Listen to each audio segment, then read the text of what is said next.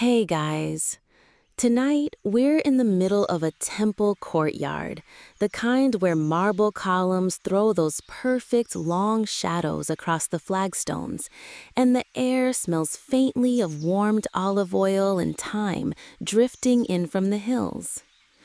You're just minding your own business when Apollo, yes, the golden-haired, lyre-playing, everything he touches turns to a legend Apollo, gets handed something unexpected. It's a beehive. Not just any beehive either. This thing is carved from pale cedar, polished so smooth you could use it as a mirror if the bees didn't object, and capped with a tiny bronze sun emblem. It's the kind of gift that says, "Here's a fully operational miniature city. Good luck." You probably won't survive this, by the way. Not because of bee stings, though that's on the table, but because you're about to watch a god get an idea, and those have a way of spiraling into projects no mortal could keep up with. So before you get comfortable, take a moment to like the video and subscribe, but only if you genuinely enjoy what I do here. And while you're at it, drop your location and the local time in the comments. It's strangely fun to see where and when everyone's listening. Now dim the lights, maybe turn on a fan for that soft background hum, and let's ease into tonight's journey together. Apollo holds the hive with the same care you'd use for a newborn or a rare amphora of imported wine. A few bees wander out, drifting in lazy arcs before returning to their little cedar house. "They like me," he says, as if it's obvious. You look around at the carved pillars, the gathered worshippers, the distant gleam of the oracle's hall, and think, this is not exactly your usual beekeeping environment. Historically speaking, honey was the only common sweetener in Greece, prized for offerings, medicine, and just making life taste better. This hive isn't just a novelty, it's a gift with real value. A quirky tidbit drifts into your mind. In some myths, bees were said to be born from the carcasses of bulls, an idea known as bugonia. Historians still argue whether that was an honest attempt at natural science or just poetic license taken way too far. Apollo turns to you with that unmistakable spark in his eyes. "We'll find them a home," he says. "Not in the city, not near the temple, but out in the open where sun and flowers can do their work." You're holding your tongue because suggesting that the god of the sun might overdo the full sun part seems unwise. The attendants stand aside as you and Apollo head toward the temple gates, the hive warm and faintly vibrating in your arms. It's heavier than it looks, the cedar infused with the scent of resin and honey. The bees hum, steady and low, like a lyre string plucked in another room. People part in your path without question. Even the goats tethered along the road give you two a wide berth. Somewhere behind you, the temple resumes its usual rhythm: prayers, offerings, sandals scuffing stone. But ahead, the path curves toward the green, where the air changes. You're leaving the marble and laurel scent behind for open fields and wildflowers, trading shadow for the brightness Apollo calls home. And in that moment, you can almost see it. A sunlit meadow, thyme blossoms underfoot, bees weaving gold into wax, and Apollo, of all people, leaning in to listen. The road beyond the temple is less a proper road and more a suggestion, a ribbon of packed earth where sandals, goat hooves, and the occasional cartwheel have worn a pale trail through the green. You trudge alongside Apollo, the cedar hive between you, feeling the weight settle into your forearms. It's not just the physical heft, it's the awareness that you're carrying about 1,000 tiny winged opinions in a box. The landscape is changing with every step. Laurel trees give way to olive groves, their silver-green leaves flickering in the light like fish scales. The air warms, the smell of beeswax mingling with sun-baked earth. Somewhere, a shepherd's pipe drifts on the wind, high, slow notes that seem to follow you without hurry. Apollo keeps glancing to the horizon as if the right spot is waiting for him to notice it. They'll need flowers close by, he says, water within a short flight, shelter from the north wind. You nod, trying not to point out that actual farmers spend months scouting land, but sure, a god can probably eyeball it in an afternoon. You pass a low rise where thyme sprawls like a purple quilt. The scent is sharp, almost peppery, and you feel the bees stir in the hive, their hum rising half a note. It's not your imagination. They know their food when they smell it. A quirky fact surfaces. Ancient Greek beekeepers sometimes rubbed hives with thyme or fennel to encourage bees to settle. Historians still argue whether it was the scent that calmed them or just made the beekeeper feel more confident. A little further, the grove opens into rolling grassland.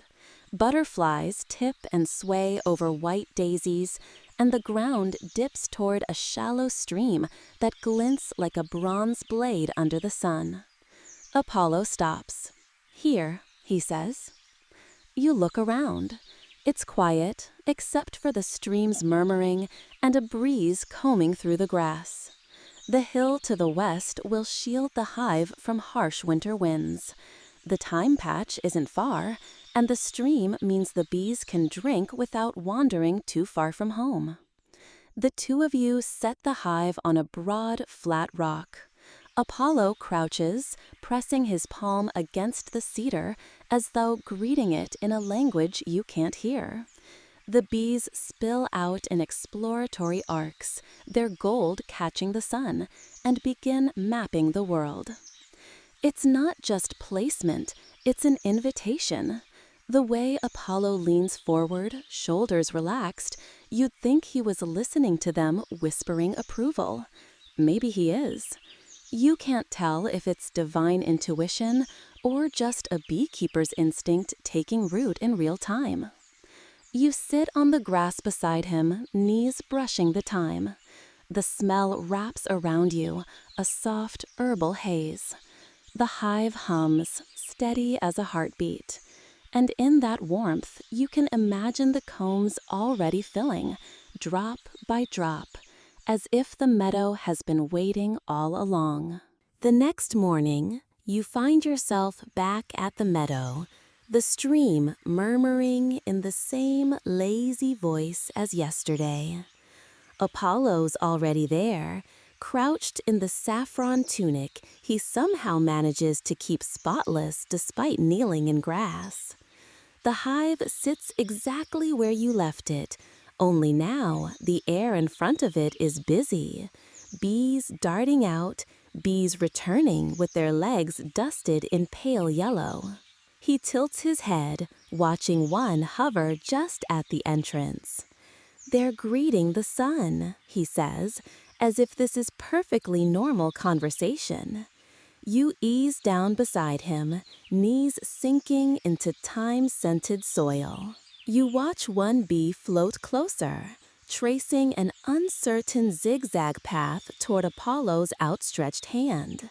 His fingers are steady, palm relaxed, a gesture halfway between curiosity and welcome. The bee pauses midair, a tiny jewel suspended on invisible threads. For a moment, you almost believe there's some divine spark passing between them. Then, of course, it lands right on the tip of his finger. It's here you remember the mainstream fact. In ancient Greece, bees were often linked to prophecy. Priestesses of Delphi were even called the Delphic bees in some traditions. Maybe this little insect is delivering some tiny golden oracle to the god who owns this meadow now. The bee seems content for about 5 seconds before deciding Apollo's skin isn't nearly as interesting as the thyme blossoms. It lifts off, vanishing into the purple blooms. Another hovers nearby, its buzz lower, more impatient. You lean closer, and that's when you realize, yes, bee language is entirely tonal, and no, you can't speak it. Apollo smiles faintly. They're still deciding if I'm part of the meadow, he murmurs. You're about to say something witty when a third bee, clearly not briefed on the peace treaty, decides to investigate your wrist. You hold still. The bee holds still. It's an uneasy draw. That's when you recall a quirky tidbit. Some Greek islanders used to believe bees could smell fear, though historians still argue whether this was practical advice or just another excuse for telling children to be brave. Either way, you do your best impression of a marble statue. The bee loses interest, veering toward a patch of clover. Apollo stands, stretching, the sun catching the gold in his hair. They'll learn my scent soon enough, he says. Then they'll know I'm no threat. You think about that, how scent is everything here. The thyme, the cedar, the faint honey in the air. It's a whole language you can't quite translate, but Apollo seems fluent already. He kneels again, brushing a finger over the smooth wood of the hive. This is the start, he says quietly. And from the way the bees hum, you'd swear they agree. By midday, the meadow has warmed into that golden kind of light that makes every blade of grass look like it's been painted with honey. You're sitting cross-legged near the hive when a faint chorus of voices drifts over the rise. It's not the shepherds this time. No, this is the unmistakable sound of the muses arriving, which is to say, 9 women in gowns that ripple like liquid sky and attitudes that could power a small city. They descend into the meadow in a loose arc, each one carrying something bafflingly unrelated to beekeeping. Calliope has a scroll longer than your arm. Euterpe is cradling a flute. Cleo has a cluster of amphora stoppers dangling from one hand like oversized earrings. We heard you're starting a hive, Thalia announces, sweeping her russet skirts out of the way so she doesn't trample the thyme. Naturally, we have ideas. Apollo smiles in that indulgent older brother way he saves for their more theatrical entrances. By all means, he says, gesturing at the hive. The ideas come thick and fast. Melpomene wants the bees to be trained to sting in perfect tragic rhythm, purely for dramatic emphasis. Erato suggests floral arrangements placed in seductive arcs to encourage romantic pollination. Terpsichore proposes installing tiny platforms so the bees can practice choreography on warm days. You can't tell if she's joking. A mainstream fact drops into your mind. In some ancient depictions, bees were symbols of the muses themselves, orderly, tireless, bringing sweetness from chaos, which makes this scene both fitting and mildly alarming. Cleo insists on painting historical events on the hive panels so the bees are culturally informed. You point out that bees can't see in the same way humans do. She waves you off. It's the principle of the thing. You watch Apollo navigate the suggestions like a seasoned diplomat. Choreography might be ambitious, he says, sidestepping Terpsichore's plan, but floral variety could be useful. A quirky tidbit pops up. Certain flowers can change nectar sugar content depending on weather, which might actually make Erato's romantic arcs yield different honey flavors. Historians still argue whether ancient keepers intentionally planted specific flowers for flavor or just took whatever the bees brought in. The muses, apparently satisfied that they've consulted, drift into smaller conversations. Urania lies back in the grass to chart clouds as constellations. Thalia tries on Clio's amphora stoppers as actual earrings. Apollo, crouching again, runs a hand over the hive and murmurs something you can't catch, but the bees pour out in a low, steady stream, unbothered by all the satin hems swishing past. You get the feeling this won't be the last time the muses swing by with help. And maybe, just maybe, the bees are enjoying the extra attention. You and Apollo leave the meadow in late afternoon when the thyme scent turns a little peppery and the shadows lengthen like lazy cats. The muse's laughter is still floating somewhere behind you, snagged in olive branches, but Apollo wants quiet now. The sort of quiet you only find in doorways where someone has been patient for a very long time.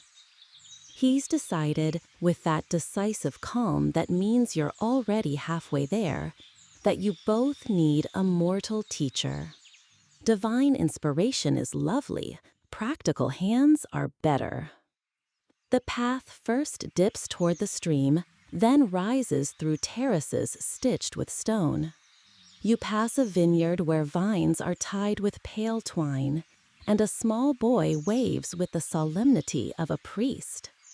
At the top of the terrace, an old olive tree leans over a low house whose roof tiles look sun-sanded and comfortable. Chickens murmur in the dust. A clay jug sweats cool water on a stool by the door. The air here smells like olive wood smoke and something sweeter. Warm wax, maybe, or honey that's been warmed and poured. A figure leans in the doorway, carved out of afternoon light and a lifetime of weather. His hair is the color of wool that's been washed 100 times. His eyes, the green of leaves rubbed between finger and thumb. He takes one look at the saffron tunic, the gilded hair, the you with your polite traveling face, and says, not unkindly, "You've brought trouble and a hive." Apollo inclines his head, every inch the courteous guest. "I've brought questions," he corrects gently, "and a wish to do right by small teachers." The old man, Phaedon, you learn, tilts his chin toward the yard. Then stand where the wind finds you and don't talk for a while. It's the best welcome you've had all day. You take your place by a low wall, hands resting on warm stone, and let your breath match the slow rhythm of the place. Phaedon's hives are not polished cedar with bronze sun emblems. They're clay tubes stacked in rows on simple stands, each with a small round entrance like a careful buttonhole. The clay has taken on the color of the hill, russet, ochre, little freckles of grit, and faint smudges of dark wax stain the rims. The bees move in an easy, familiar traffic, as if these entrances were the only doors that ever mattered. Phaedon does not perform for you. He watches, he listens. He steps close to one tube and places 2 fingers lightly against the clay, as if checking the pulse of a friend. "Warm," he says, "hungry in spring, crowded by summer, calm now." His voice has the burr of someone who has spoken to wind and animals more often than to rooms full of people. You wait, and he eventually decides you're patient enough to be shown things. He points with his chin. Water there, shallow bowl with stones. Bees don't swim, no matter what they think. He does not smile, but you do. Joke 1, you picture a bee in a tiny laurel wreath applying for lifeguard duty. A mainstream historical fact hums across your mind. The Greeks used many hive types: clay, woven wicker daubed with mud, and later wooden boxes, and moved them as needed within a small radius for forage. Clay tubes like these are attested in art and writing. They're practical, cheap, and, as Phaedon's yard demonstrates, quietly beautiful in their own earthy way. He gestures you closer to a different tube and listens, a long, lingering listen that makes you mimic him without thinking. You hear an undertone you haven't learned to notice before, a sound like a cat purring in another room. "Good queen," he murmurs. "Eggs in a straight line. They sing differently when the brood is strong." He does not open the hive to prove it. He just knows. Apollo has been silent long enough to seem mortal, which is a small miracle. When he finally speaks, it's with the tone he uses for true things. "I want to take honey without breaking their house," he says. "I want to guard them from thieves and weather without frightening them from their work." Phaedon squints at him, amused. "Then don't be a thief or weather." It's so obvious you almost laugh. He disappears into the house and returns with a shallow basket lined with linen. Inside, a square of comb gleams like amber caught in frost. He hands it to Apollo with the same gravity you've seen priests use for sacred bread. "This is yesterday's," he says. "Taste it, and then put it by your hive, so yours know what neighbors do with time." You blink. "You feed them honey?" says Phaedon. "Not when they're rich, when they're poor, or when the weather plays tricks." He glances toward the distant line of the Gulf, where a thin haze rests like a pale eyelid. A taste tells them it can be done. A quirky tidbit bubbles up. Throughout the Mediterranean, keepers sometimes offered honey or sweet water to struggling colonies to keep them from collapsing in lean seasons. Half practicality, half sympathy. Whether flavor sharing affects behavior is another, and historians still argue whether such practices helped or simply made the humans feel less helpless.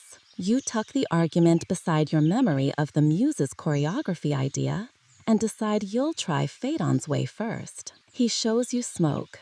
Dried herbs bundled tight, lit and then muffled under a clay lid until the smoke turns thick and cool. He lifts the lid and fans it once at a hive entrance. Not a storm, just a cloud that says, "Give space." The tone of the hum softens, the way voices do in a doorway when someone beloved steps inside. "Never blow like a north wind," he warns. "Speak like a kitchen fire." You follow him to a low table where tools lie in neat disinterest. Bronze knife, reed brush, a little wooden wedge worn smooth as a river stone. He places his hand over each one like a brief blessing. "You don't need much," he says. "Mostly, you need to stop needing." Apollo lets the sentence sit, then offers his own truth. "I made a meadow today," he admits quietly. "I chose for them. It felt large." "Large is the enemy of small work," Phaedon replies, not cruelly. "Find their scale. Put your hands there." You think of your first sticky harvest and how delicate the cells looked once you stopped treating them like a bowl of syrup and started seeing them as walls with doors. He reaches under the table and draws out a narrow board scarred with heat. "Lost wax," he says, briefly, handing it to you. "Wax makes the shape. Heat lends it to bronze. Bees give us more than sweetness." His thumb traces a groove. Everything worth keeping involves letting go. It's a lecture and a lullaby in one. You stand with him until the afternoon thins. A breeze teases the olive leaves. The chickens conduct a soft debate near the steps. Phaedon finally looks from Apollo to you, measuring not your height or your clothes, but your stillness. You'll be fine, he decides, if you remember that they are not jars with wings. The sun slides a little lower, and he adds like a coda, "Tell them your news." You blink. Our news? He nods toward his own hives.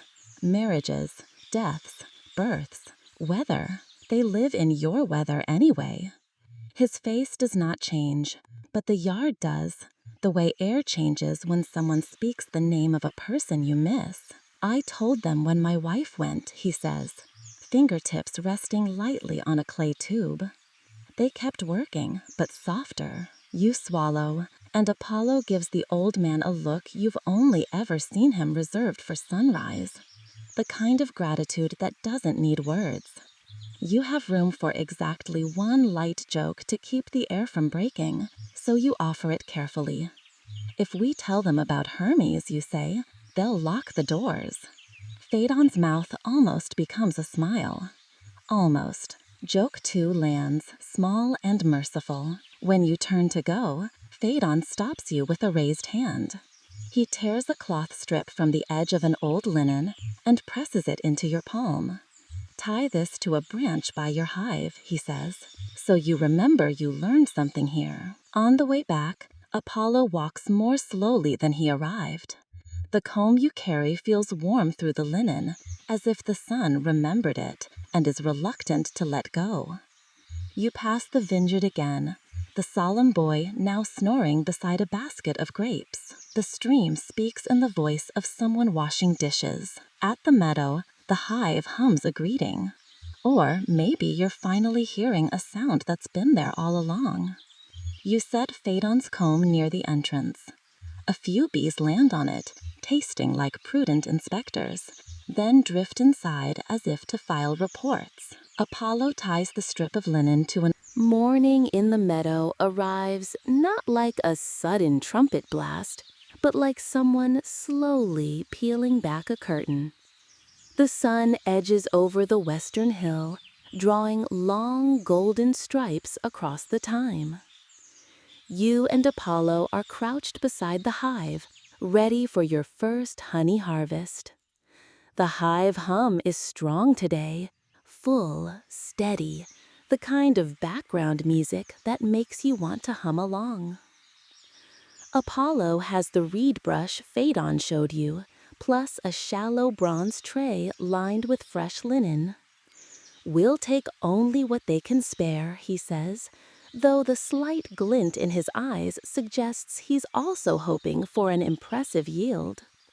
You take a step back, partly for respect, partly because you've seen how bees handle eviction notices. The lid of the hive lifts with a faint stick of wax breaking. Warm, sweet air rushes out, smelling of sunshine trapped in hexagons. Apollo's hands are steady, slipping the first comb free, a slab of gold latticed with capped cells. You catch your breath. It's so perfect it could be mistaken for jewelry. A mainstream historical fact comes to mind. In ancient Greece, honey was so prized that it was stored in sealed amphora and often given as tribute. Some city-states even listed it as part of temple offerings. Right now, you can see why. This isn't just food, it's sunlight you can eat. Apollo rests the comb on the tray, and you notice a few bees clinging stubbornly to it. He uses the reed brush gently, coaxing them off rather than forcing. They lift into the air like miniature suns, circling before rejoining their sisters at the hive. A quirky tidbit slips in. Some ancient beekeepers claimed that bees recognized individual caretakers and would be more tolerant toward them, though historians still argue whether this was genuine recognition or just scent association. Either way, these bees seem unusually calm around Apollo. which might be divine charm or just excellent hive-side manner. You pick up the tray, the weight surprising for something so delicate. A slow trickle of honey oozes from a damaged cell, catching the light in amber droplets. Apollo grins like someone who's just won a small, sweet war. Of course, victory isn't without its sticky side. By the third comb, the tray is beginning to look like a honey-coated battlefield. You step wrong and nearly lose your sandal in a patch of spilled sweetness. Apollo, laughing, suggests that perhaps mortals invented beekeeping primarily to coat everything they own in a fine layer of sugar. The work is deliberate. Lift, brush, set aside, until the tray holds more than you thought possible. Apollo lowers the lid, murmuring a promise to the bees about more flowers and good weather. You're not sure if they understand, but the hum softens as if they approve of the deal. By the stream, you rinse the combs carefully, the water swirling gold before fading back to clear. The linen is stained now, and you suspect it will forever smell faintly of honey no matter how many times it's washed. As you carry the bounty back to the meadow's edge, you realize your arms are sticky, your hair probably smells like a pastry shop, and your cheeks ache from smiling. Apollo looks down at the tray, then at you, and says, "Tomorrow we'll give some to the oracle." You can already imagine her face, equal parts confusion and delight, as Apollo offers her a slice of the sun. The path to Delphi winds upward in long, dusty ribbons, the kind that make your calves ache and your sandals grit-streaked. Apollo insists on carrying the tray of honey himself, as though the oracle might not take it seriously if you delivered it. The combs are wrapped in fresh linen, but the sweetness still leaks into the air, trailing behind you like a golden breadcrumb path. You pass juniper bushes, their sharp scent sparring with the honey's warmth. A shepherd leans on his crook to watch you go by, his goats blinking slowly as if they've seen stranger things than a god and a mortal on a honey errand. The temple of Apollo, his temple, appears around a bend, all gleaming columns and a stairway that seems to have no concept of easy climb. Priests bustle in the courtyard, arranging laurel branches and preparing incense. One glances at the tray and does a double take. You suspect honey is not the usual morning delivery. Inside, the oracle waits in her shaded chamber, the air thick with bay leaves and the faint metallic tang of the tripod's bronze. She looks up from her seat, eyes sharp despite the dim light. "You've brought me a question?" she asks. "A gift," Apollo corrects, holding out the tray. The linen is folded back to reveal the combs, each cell perfect, each drop gleaming as though the sun itself were trapped inside. She leans forward, inhaling deeply. "Ah," she says softly, "sweetness that speaks of many wings." She plucks a small piece free and lets it dissolve on her tongue, closing her eyes. "It carries the time hills," she murmurs, "and something new, something that hums." A mainstream historical fact slips into your mind. Offerings of honey were sometimes given to oracles and gods alike, both as sustenance and as symbolic gifts, sweet truth, untainted by the ferment of wine or the spoil of meat. The oracle tilts her head. "Your bees will prosper," she says, "if you remember they are not yours." Her gaze flickers toward you for a moment, then returns to Apollo. "And one day the meadow will be theirs entirely." You glance at Apollo, But he's unreadable, his smile soft but distant. A quirky tidbit rises. Some ancient sources suggest that oracles occasionally spoke in riddles inspired by gifts brought to them, weaving the object into their prophecy. Historians still argue whether this was mystical insight or clever improvisation to keep patrons guessing. The oracle gestures to a bronze dish at her side. "Leave one comb here for the bod and the shrine," she says. Apollo complies without hesitation, setting it gently in the dish as though placing an infant in a cradle. As you leave, the bees seem to follow you in spirit, their hum lingering in your ears even as the temple steps give way to the open high side. Apollo walks in silence for a while, then says, "It's good for them to be spoken of in such places. It makes the meadow part of the world's stories." You can't help but think the meadow's already a story, and you're walking in the middle of it. You're almost back to the meadow when a breeze arrives with a swagger, smelling faintly of salt and mischief. The thyme waves hello, the olive leaves clap politely, and then, because the universe has a sense of humor, Hermes saunters out from behind a tree as if he's been waiting all afternoon for his entrance cue. Winged sandals, polished. Staff, casually balanced over one shoulder. Grin, reckless.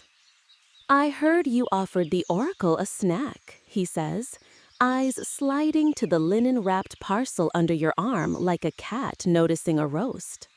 "How very artisanal."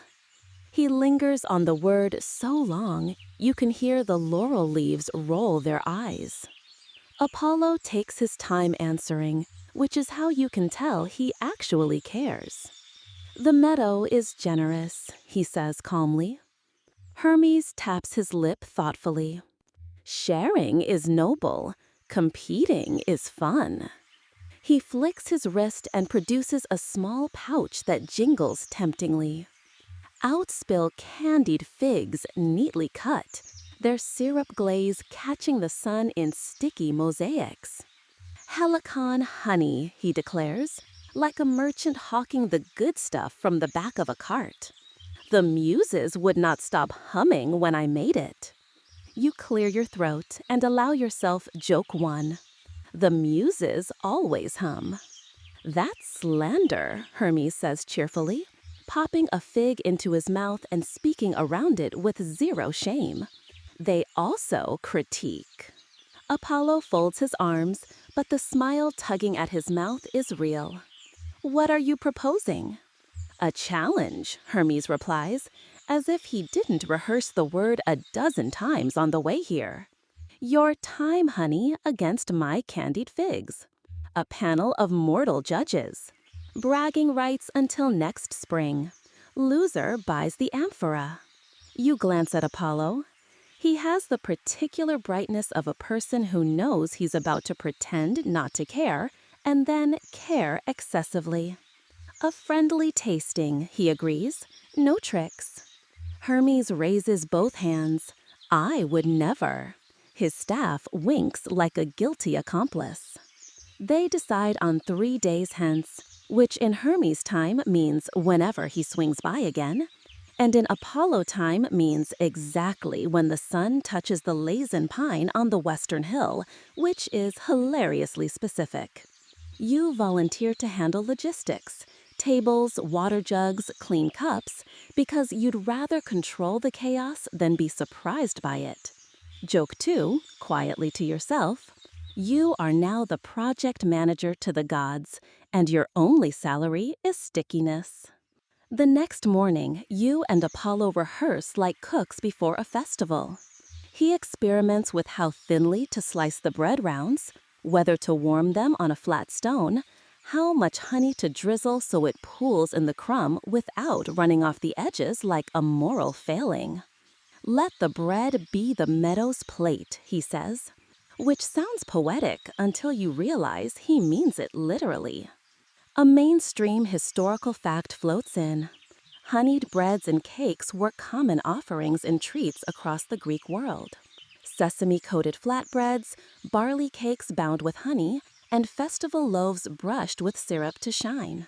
You arrange a little variety on the table: plain bread with honey, a barley cake crumbed with poppy, and a soft goat's cheese streaked with gold like sunrise on marble. Meanwhile, Hermes appears and vanishes in intervals, each time returning with more figs, a different jar of honey, this one is mountain, and once a fistful of pistachios he swears are completely relevant to the judging process. You begin to suspect that no tricks is negotiable in Hermes' grammar. Day 3 comes warm and cedar-scented. Villagers trickle into the meadow, bringing curiosity and a talent for forming lines without instructions. The low tables look almost ceremonial, with their linen covers and clay cups. A flute player arrives uninvited and provides a light melody that makes the bees sound like percussion. Hermes opens with theater, spreading his figs on a round of polished wood and sprinkling chopped nuts over them with an absolute lack of subtlety. Figs for fortune, he announces, honey for harmony. He throws you a wink, and nuts for nerve. Apollo counters with the opposite of theater: simplicity. Bread, honey. Cheese, honey. He places sprigs of thyme like quiet punctuation. He doesn't announce anything, which somehow announces everything. You do the practical things: set out water, collect discarded fig stems, gently wave away a bee that insists on judging early. Then the tasting begins, measured, curious, that delicious hush of people paying attention. A girl tugs your sleeve to tell you the honey tastes like the hillside after the goat's nap, which is either synesthesia or rural expertise. Either way, it's perfect. A fisherman with salt-stiff cuffs nods solemnly and declares the figs good for a long voyage in your mouth, which you decide is absolutely a compliment. You hear fragments of debate. The time stays with you, but the fig is a whole story. The cheese with honey. People point at the sky when casting their votes as if the clouds are tally clerks. A boy tries to vote twice for whichever option is currently in his hand. Hermes applauds the initiative. Apollo hands the boy more bread. A quirky tidbit sidles in. Some athletes drank honeyed water, hydromel, before contests for energy. And it occurs to you that your panel of judges is now essentially a very cheerful athletic event, minus the running. Historians still argue whether honey's benefits were placebo or practical carbohydrate science ahead of its time. You decide not to perform a sprint trial in sandals.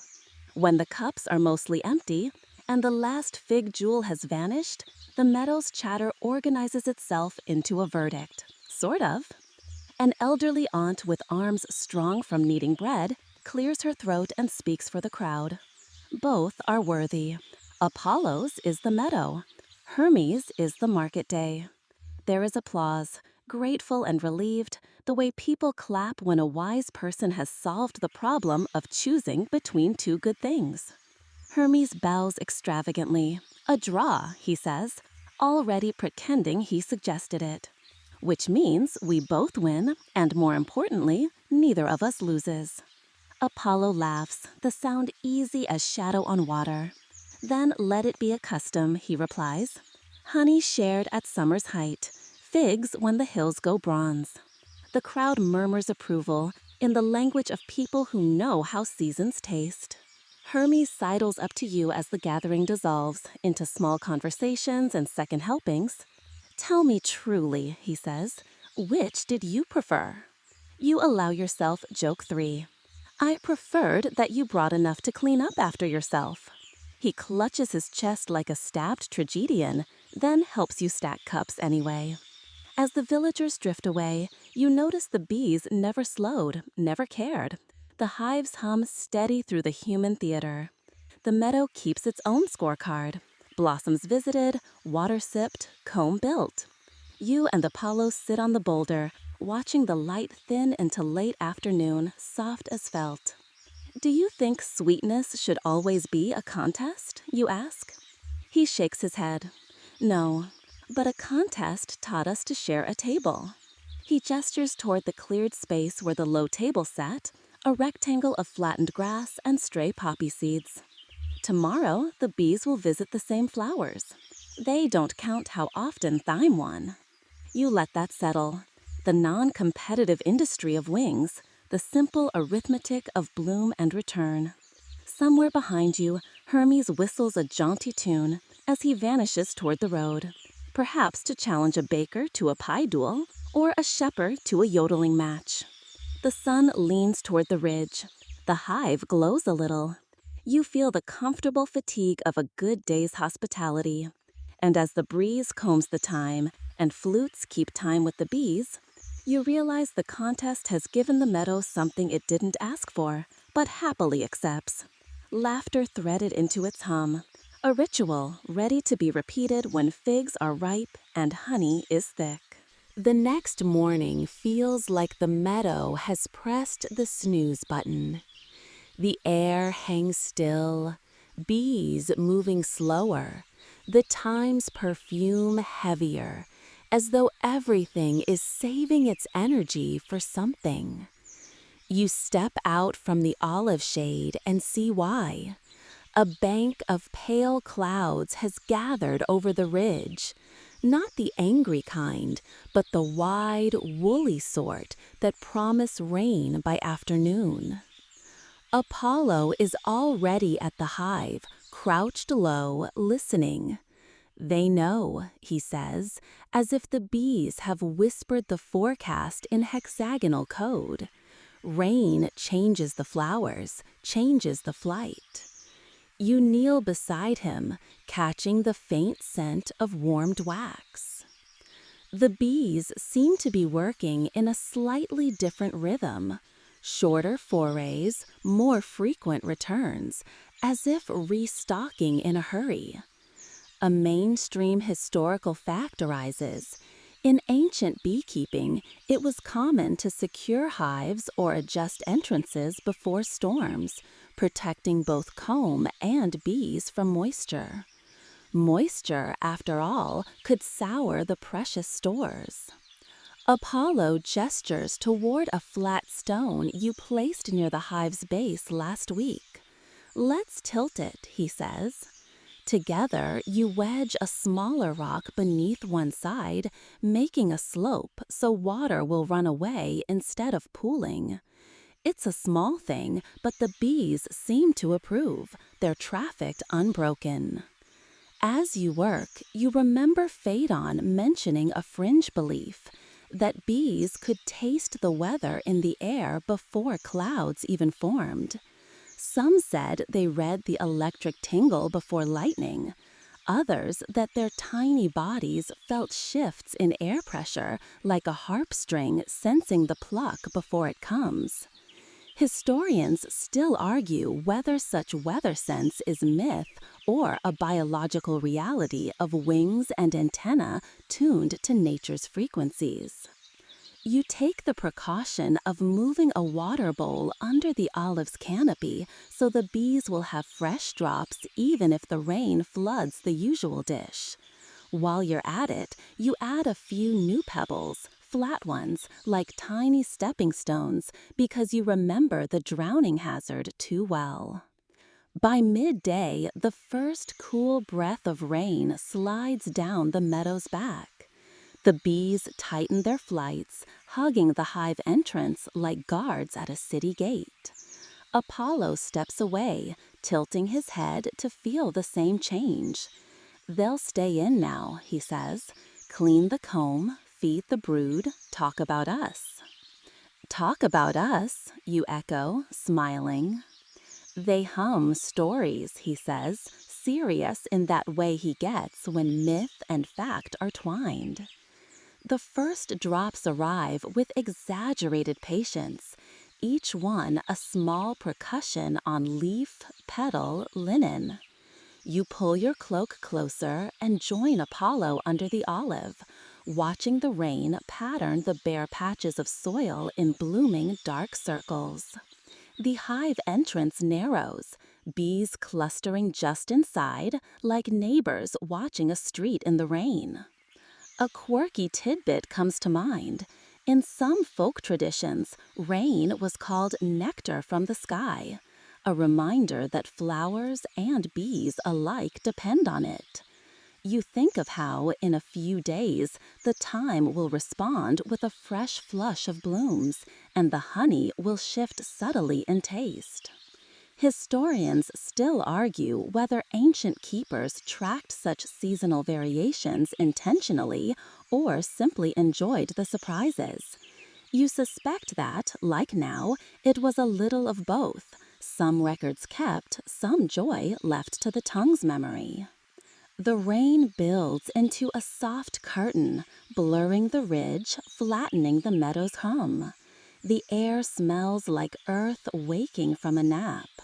You watch a single bee dart out, circle, and return, perhaps testing the sky, perhaps just restless. Apollo leans back against the olive trunk, stretching his legs. There's work we can't do for them, he says, and work they can't do for us. The trick is knowing which is which.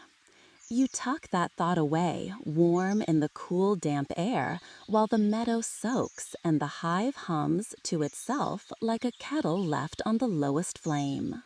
When the rain finally slows to a mist, the bees don't rush out. They step into the light as if measuring it. One by one, they resume, carrying the storm's memory in droplets on their wings. It begins with a sound you almost miss, higher than the usual drone, more frantic, like a kettle forgetting it's on the stove. You look up from arranging thyme sprigs to see a cloud forming above the hive, not the gentle bobbing of bees on errands, but a swirling, widening storm of wings. Apollo is already on his feet, brows drawn. They're swarming, he says, and it's half awe, half the sigh of someone who's about to run very far in sandals. You grab the linen cover you'd been using to shade the honey jar and jog after him as the swarm lifts over the meadow. It's not chaos. There's a pattern to it, a moving sphere that pulses as one body, but it's still unnerving to watch the hive you've been tending suddenly decide to pack its bags.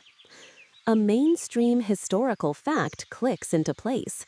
Swarming is how colonies reproduce, sending off a queen with part of the workers to start anew.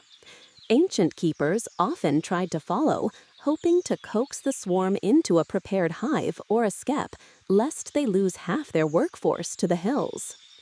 Apollo shades his eyes. They'll rest before choosing a home. We can still persuade them. You remember Phaedon's advice. Swarms often pause on branches, fence posts, even wagon wheels, anywhere the queen decides is a decent layover spot. You scan the meadow's edges, and sure enough, the glittering mass begins to sink toward a low laurel at the far end. You and Apollo move quickly, trying to keep the swarm in sight. The air is thick with the scent of warmed wax and pollen. The sound is less a hum now than a rolling like a crowd discussing where to go for lunch. A quirky tidbit flits in. Some Greek myths linked bees to souls in flight, tiny golden spirits moving from one vessel to another. You can't help but see the echo here, the queen leading her bright cloud to a new body. Historians still argue whether such imagery came from beekeepers explaining swarms to poets or poets teaching beekeepers to see swarms as spiritual dramas. The laurel is low enough that you can see the cluster clearly, thousands of bees clinging to each other in a living teardrop, the queen somewhere at its center. Apollo kneels, speaking low. You can't catch the words, but the bees seem to settle, their motion tightening into stillness.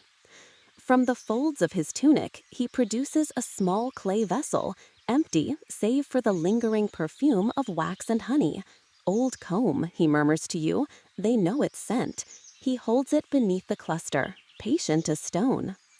Minutes pass. A few bees peel away from the cluster to investigate, then return. The cluster shivers, then loosens in a slow, deliberate wave. The bees begin to pour downward, like thick golden syrup, into the vessel. The sound changes again, smoothing, the pitch dropping to something calmer. You hold your breath as the last bees abandon the laurel branch, save for a few scouts still circling. Apollo covers the vessel gently with the linen you've been clutching since the chase began. Together, you walk back to the hive, keeping your pace steady. A breeze could tip them, a stumble could scatter them again. The meadow feels unusually attentive, as though the thyme and olives are watching the procession. At the hive, Apollo kneels and tilts the vessel at the entrance. The bees spill in, reclaiming their waxwork city. The hum resumes in its familiar register, filling the air like a scythe turning to its owner. You lean on your knees, breath coming fast. Does this mean they'll stay? For now, Apollo says, glancing at the entrance, where a few bees fan their wings, broadcasting the queen's scent. They chose to come back. That's as much as you can ask of anyone. The laurel sways in the distance, empty now, just a green shape in the sun. You make a note to visit it tomorrow, partly to thank it, partly to check if another story has landed in its branches. The day after the swarm's homecoming, the meadow feels like a room after guests leave. Quiet, pleasantly disheveled, faintly sparkling with leftover conversation. Apollo arrives carrying a clay amphora as if it's a newborn, and you recognize the look in his eye. It's the look that says a song wants to become a recipe. "We should drink what the meadow says," he announces, setting the amphora beside the boulder with ceremonial care. "Let's brew honey into patience." You blink. "Mead?" "Exactly," he says, already lifting the lid. Inside is clear spring water, cool enough that the amphora sweats like a shy singer before a first note. "Water, honey, thyme," he continues. "Perhaps a few herbs, if they promise not to argue." Joke one lands softly. You picture rosemary and thyme raising polite hands to speak. You gather tools that feel like cousins of your harvest set. A wooden paddle smoothed by years of stirring. A sieve woven from reeds. A shallow bronze basin to bloom the honey before it meets the water. Apollo brings a small bundle from his tunic. Rosemary, a little sprig of wild mint, and petals of marigold that look like captured sunlight. "We'll be careful," he says, "just enough to remind the drink where it was born." You unseal a jar of fresh honey, and the aroma rolls out in waves, thyme forward, warm, with that faint peppered edge the bees pulled from the hill. A slow ribbon slips into the basin, pooling like amber cloth. The paddle moves through it with a whispering sound. When you trickle in the spring water, the surface turns to pale gold satin. A mainstream historical sact comes to sit beside you like an old aunt at a feast. Throughout the ancient Mediterranean, people fermented honey water into mead, though wine eventually stole the spotlight. Greek texts mention honey drinks, hydromel for quick refreshment, onomel for wine sweetened into kindness, but mead kept a faint aura of antiquity, a slightly older music that never quite went silent. You stir in that knowledge with the herbs, letting the rosemary bruise under the paddle, the mint open its cool throat, the marigold fleck the surface like tiny suns. You lift the basin to your nose. The scent is summer rehearsing for memory. Apollo inhales too, eyes half closed. "Not too much of anything," he murmurs, "so everything can be itself." You pour the must, sweetened water, into the amphora through the reed sieve. A small froth clings to the rim, shy as foam at the sea's edge. You set the amphora in the boulder shade, where the air is warm but not bossy, and tie linen over the mouth to keep visitors out and breath in. Fermentation, Apollo says, patting the clay as if praising a horse, is just time making up its mind. The first day, nothing much happens except for the ritual pleasure of checking. The second day, when you lift the linen, the surface winks at you, tiny bubbles gathering like gossip. On the third day, the fragrance shifts, still floral, but with a clean green undertone, as if the meadow learned a new word. You taste a fingertip's worth, a cautious sip with the respect you'd give a toddler holding a knife. It's sweet, but not sticky sweet. A brightness has opened behind it. You think of a fringe tidbit Phaedon once muttered. Some keepers added a scrap of old comb to new mead to teach it the hive, like a sourdough starter for sweetness. Apollo raises an eyebrow when you tell him. Let's not invite the bees to drink their savings, he decides, chuckling. You tuck the idea away under rituals that might be poetry masquerading as science. On the fifth day, the amphora sings very quietly when you put your ear to it, an effervescent whisper, like rain rehearsing in a shell. You swap the linen for a clean piece because it's fun to pretend you're doing something vital. Apollo sniffs and says, another 2 days, with the same certainty he uses to schedule sunsets. You don't argue. Gods, like dough, lose patience when prodded. Joke 2, you resolve not to need Apollo. By the 7th day, the color has paled from amber to straw, as if sunlight filtered through wheat. You ladle mead into 2 clay cups, simple as river stones. To small teachers, Apollo says, and to the patience of mortals who do the stirring. You drink. It's soft and bright at once, a round sweetness that doesn't cling, a whisper of rosemary, a cool mint sigh at the finish. The herbs are present the way good manners are present, noticeable only by the peace they keep. Word wanders faster than Hermes on a deadline. A handful of villagers amble up, drawn by curiosity and that thin thread of scent.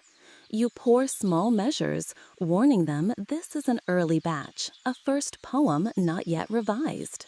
They sip, smile the same surprised smile, and sit in the thyme as if the ground has become a low stool. A shepherd says it tastes like rain finding sunlight. A baker says it tastes like the oven's exhale after the loaves come out.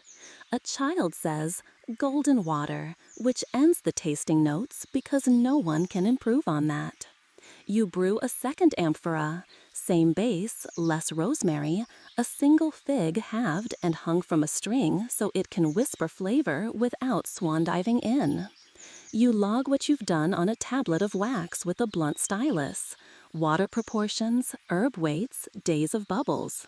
The wax takes your clumsy scrawl, patient as bees at dawn. A debate edges into the meadow wearing a scholar's cloak. Historians still argue whether Greeks routinely drank fully fermented mead or preferred honey waters that were lightly soured, barely boisterous, nearer to tonic than tavern. You shrug inwardly and take another sip. The answer in your cup is yes and. Some days a revival, some days a refreshment. Hermes appears exactly when the cups are fullest, of course. He inspects the amphora with exaggerated suspicion. Is this a trap, he asks. If I drink, do I owe the sun back taxes? Apollo deadpans. Only if you declare your figs as assets. Joke 3, Hermes swears his figs are offshore. He drinks, then nods once. Merchant approval, the highest available rating. Sell it, he advises, already calculating imaginary routes. Neither, Apollo says. We'll pour it when the hill is tired and the tongue wants a story. You tuck away a grin. That's exactly what this is. Liquid story.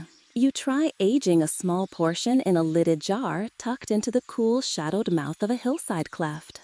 A week later, it returns with a quieter sweetness and a softened edge, as if it learned to speak more slowly. You imagine amphoraes kept in temple storerooms, dark and cool, their bellies holding seasons in suspension. Evening takes the meadow in gentle increments. You pass the hydromel jar, just honey water, no bubbles, to a woman whose voice has taken on the crackle of dust and singing. She swallows, clears, and smiles as if a door reopened. The mead itself becomes a circle center, low cups clinked, slow sips shared, a song hummed without words. A moth flirts with the lamp's small flame, decides against drama, and drifts off toward the thyme. You make a final note in wax before the light goes. Batch 2, mint quieter, rosemary whisper, fig rumor, 7 days, bees unfazed. You smooth a stripe across the tablet with your thumb and feel how wax remembers touch the way the hive remembers weather. The amphora sighs as the last cup strain. The hum from the cedar box settles into its night register, a sound like warm coals thinking about sleep. Apollo caps the jar and stands, stretching. "We borrowed patience from the hive and gave it something to drink," he says. You nod, feeling the soft glow in your chest, not wine's bright heat, but a settled candle. If the meadow could brew a lullaby, it would taste like this: herb edges, honey core, a finish that lingers just long enough to turn a good day into a rested night. The mead becomes a quiet ritual in the days that follow, sipped in the shade, traded in thimblefuls for news, poured into the palm of a passing stranger with the same ease as water. But this morning, Apollo wakes you before the sun fully lifts, his saffron tunic already caught in that early gray-blue light. "We're moving the hive," he says, as if announcing you're moving the whole meadow. Your first impulse is to object. Surely the bees are happy where they are. But then you notice the shadow line creeping closer as the olive grove thickens with new growth. Less morning sun now, more damp lingering at the base. They like warmth, he reminds you. Dry air on the wing, and the time patch to the east is humming. You gather the tools like a prelude. Reed screen for the entrance, twine for binding the hive base to its stand, 2 flat stones for the new site. Apollo lifts the hive as if it's a sleeping child, steady with no sudden shifts. You walk ahead to clear the path of low branches, feeling the weight of responsibility trail behind you like the hive's faint perfume. A mainstream historical fact tags along in your thoughts. In ancient Greece, hives, often simple clay cylinders or woven skeps, were moved seasonally to follow blooms. Keepers carried them on carts or balanced them on the backs of animals, chasing the nectar flow like shepherds chasing grazing grounds. The new site is a knoll just beyond the time, with a view of the ridge and the kind of sun that arrives early and lingers politely. You set the flat stones to keep the base dry, then help lower the hive into place. The bees, understandably, are not thrilled with relocation. Low warning buzzes rise like muttering in a queue. Apollo steps back, hands open. "Give them a moment," he says. "They'll map it." And sure enough, a few scouts begin looping in widening circles, taking in the angles of light, the scent of nearby herbs, the position of the horizon. A quirky tidbit surfaces from your memory. Some ancient keepers smeared a dab of honey on the landing board of a moved hive to tell them this is still home. You suggest it, and Apollo nods, brushing a fingertip across the calm jar and leaving a gleam at the entrance. The bees pause there, tasting, and the muttering shifts to a steadier, more purposeful hum. Historians still argue whether bees relocate more easily when moved short distances or far enough that old landmarks vanish. The 2-mile rule, some swear by, may not have existed then, but the principle is ancient. Too close, and they try to return to the old spot. Far enough, and they start fresh. Your knoll is just far enough to be a new chapter without being an entirely foreign book. You spend the morning near the hive, watching flights lengthen, pollen baskets reappear. The time patch becomes a busy market square, bees disappearing into its purple haze, re-emerging with legs dusted like sugared pastries. You sit cross-legged in the grass, feeling the hum pass through your ribs. Midday brings a visitor, Phaedon, as though conjured by the word relocation. He examines the new site with the grave nod of a man inspecting a temple's foundation. Good slope, he says, keeps the wind behind them. He taps one of the flat stones with his stick, and no damp creeping up from below. You accept the praise like a ribbon at a festival. Apollo uses the rest of the day to adjust the shade, tilting a few leafy branches into place so the hive will be warm but not baked. You can't resist adding a border of rosemary and lavender, partly for the bees, partly because you like the idea of them brushing past scent on the way in and out. By evening, the hive sounds normal again, that balanced chord of work and rest. You walk back toward the old site, now just a bare patch of earth with a few stray thyme sprigs. It feels oddly like visiting an empty house. No hum, no traffic, just space where something lived. You kneel and press your palm to the soil, as if thanking it for its service. Joke 1 arrives uninvited. You tell Apollo that if the old site starts growing thyme in comb patterns, you're moving back. He snorts, shaking his head. The first night on the knoll, you sit with a cup of hydromel, watching the hive darken into silhouette. A bat flickers by, quick as a thought. The ridge blushes and cools. Somewhere in the thyme, a cricket tunes its instrument. You think of the bees inside, clustered against each other, exchanging news in vibrations too subtle for you to hear. In the stillness, you catch a faint echo of the swarm's earlier adventure, like a memory imprinted on the meadow. Relocation isn't just logistics. It's trust, a pact between keeper and kept. And like the mead in its clay jar, it needs time to settle into its own flavor.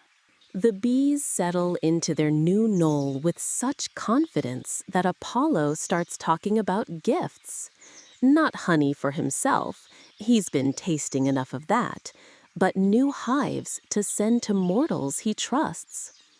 If the meadow can teach me, he says one afternoon, maybe it can teach others.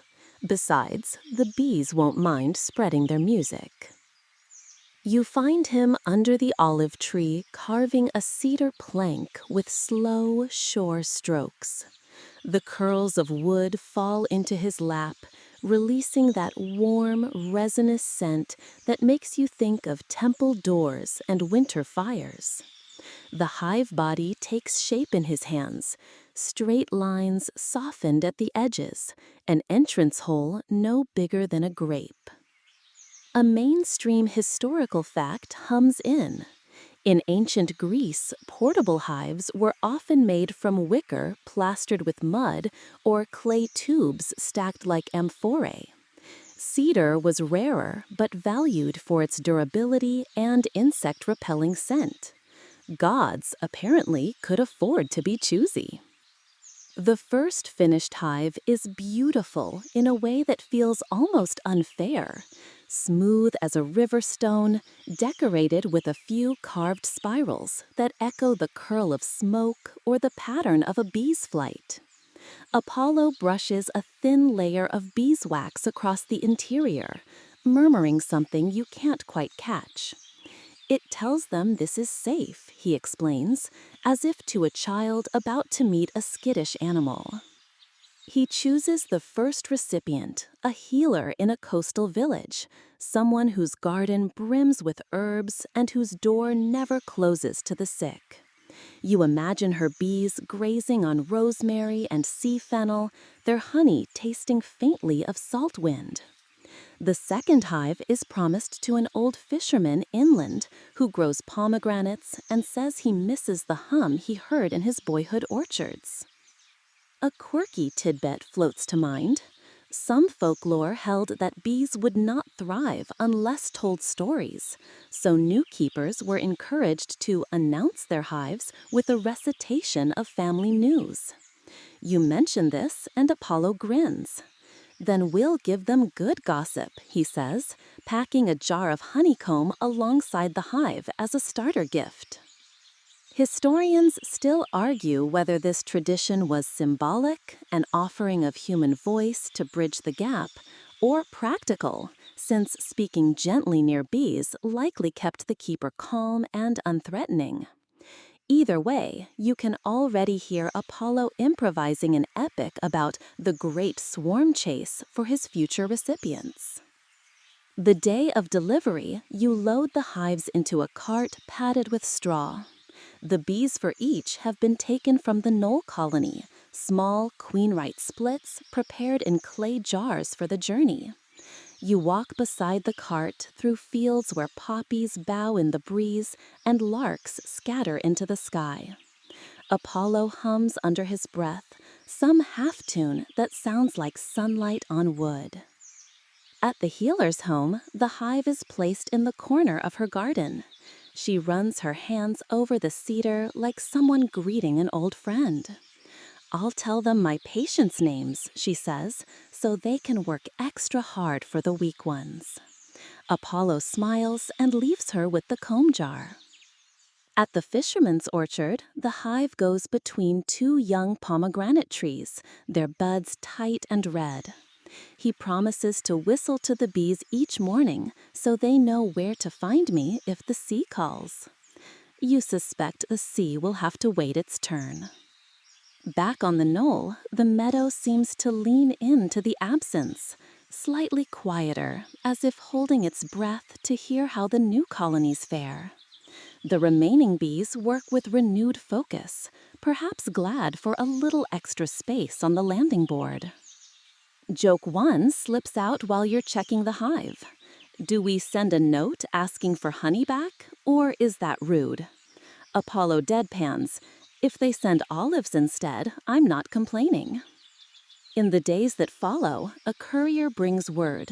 The healer's hive has taken to the rosemary, and the fisherman's bees are already working the orchard.